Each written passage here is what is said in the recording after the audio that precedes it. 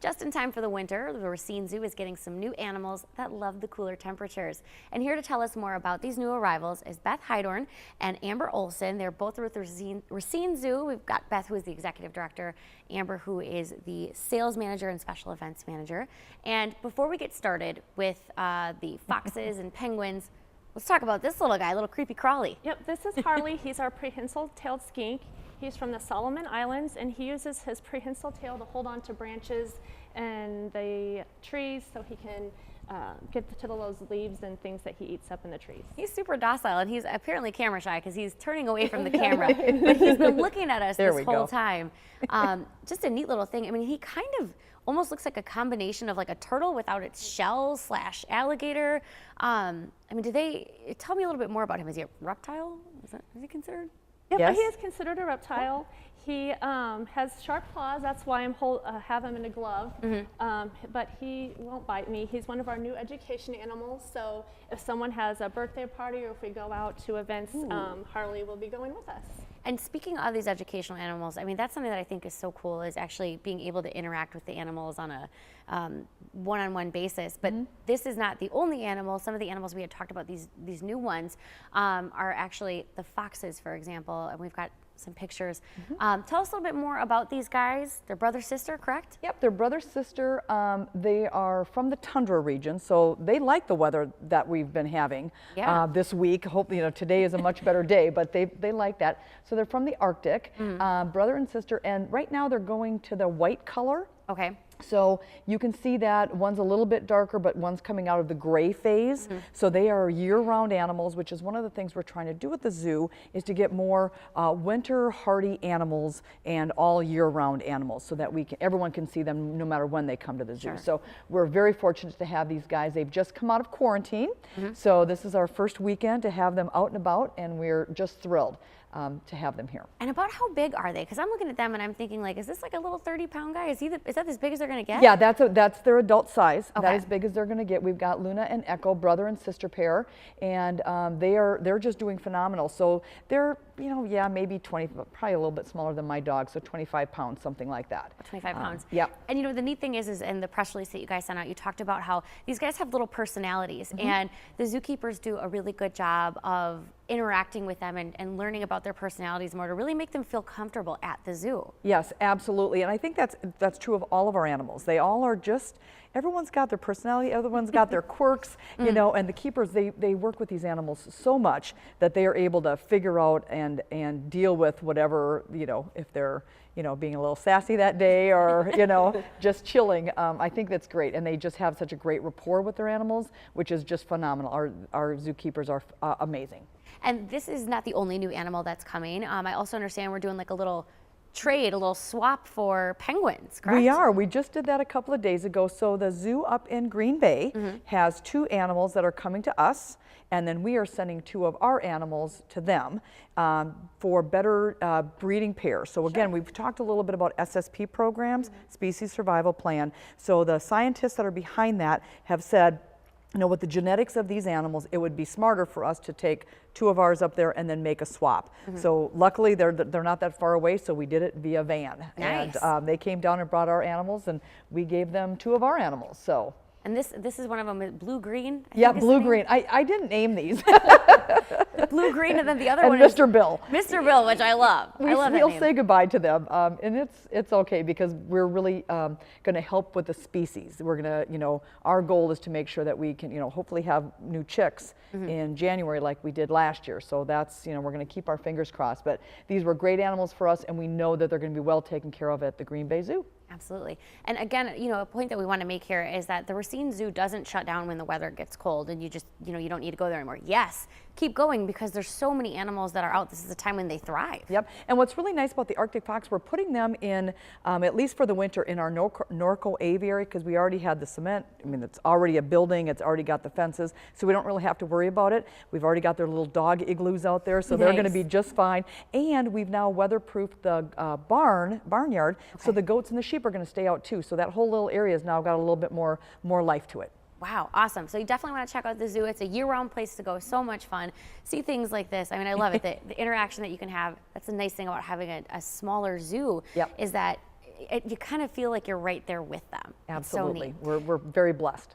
And speaking of, I mean, even just going to the zoo with your family, that's a fun thing, but there's so many other events that are coming up this fall where you can go and drink wine, listen to live music, maybe trick or treat with your kids. We're going to talk about that coming up after the break because the Racine Zoo is such a valuable resource and you are going to want to go there pretty much every day this fall.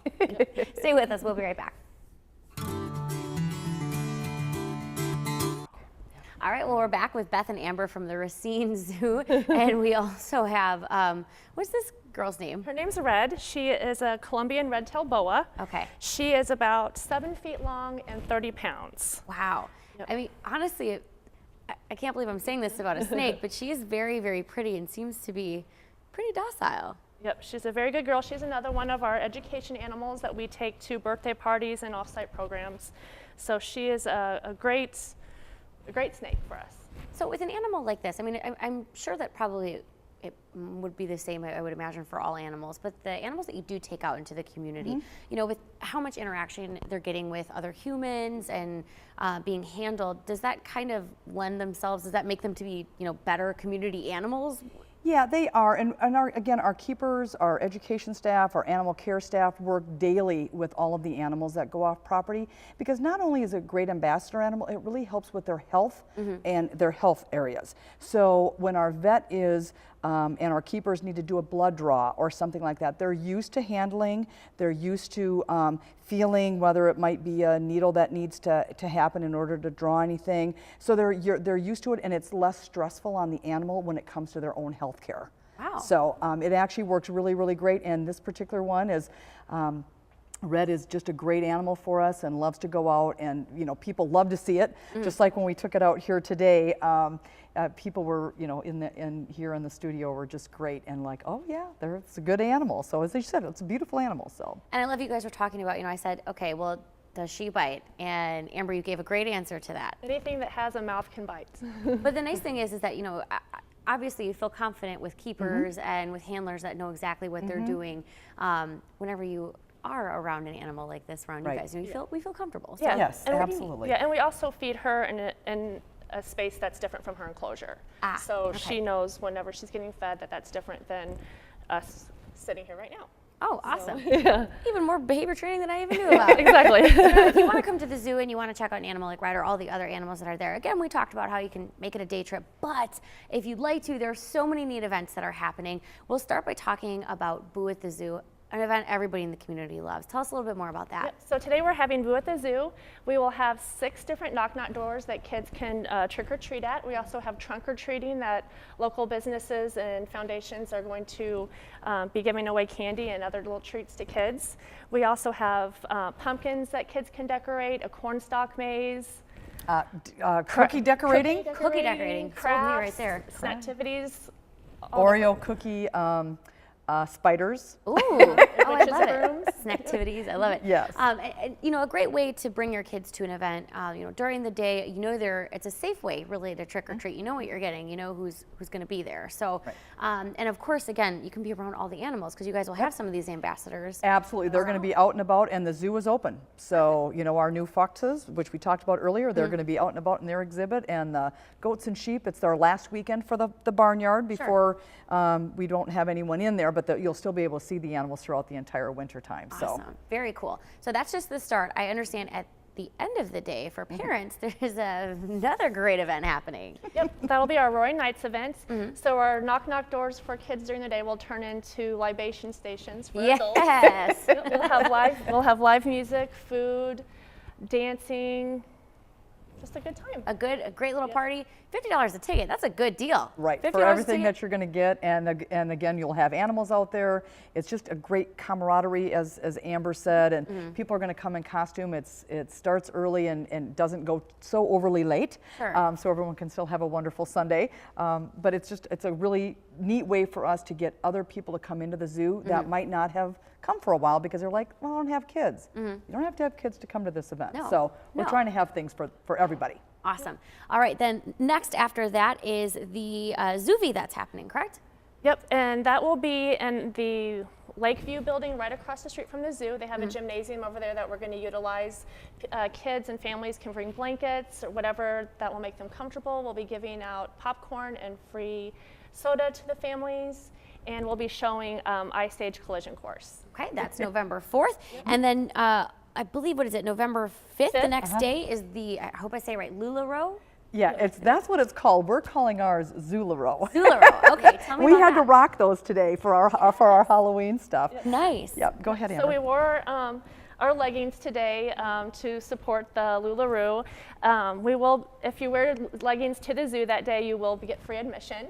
Perfect. Yep, And and we'll it's- have a place to try on the leggings, or they have other tops and things too. So And it's a fundraiser for us. So the consultants and the company themselves do give to places and organizations that they deem good for them, and they are going to be, this is a fundraiser for us as well. So 20% of all sales come to the zoo. Wow, 20%. That's Right. great. It's That's great. phenomenal. We're very And excited. These look very comfy and very cute, by the way. They are. They're buttery soft leggings. Buttery soft leggings. So there you go. So that is November 5th. You'll definitely want to check out the zoo that day. And if you have any questions, maybe you didn't have your pen and paper with you, all this information is on the zoo's website. I found it there today as well. So Yes, it is. you can check it out if you need any more details. But otherwise, a great, head to the zoo today and keep on going. There's so much to learn. Every time you go, there's something new. And every time you go there, a different event. I mean, you guys That's do a right. great job Absolutely. with That's that. right. So, well, ladies, thanks so much for being with us, Red included. Yes. Thank Appreciate you you so guys. much. It's always so gracious of you to let us on the Always show. love having Thank you guys so on. much. Thanks you. Okay. again. All right, well, stay with us. Have you ever wondered what a paranormal investigator really does? Well, details on that and a ghost tour coming up.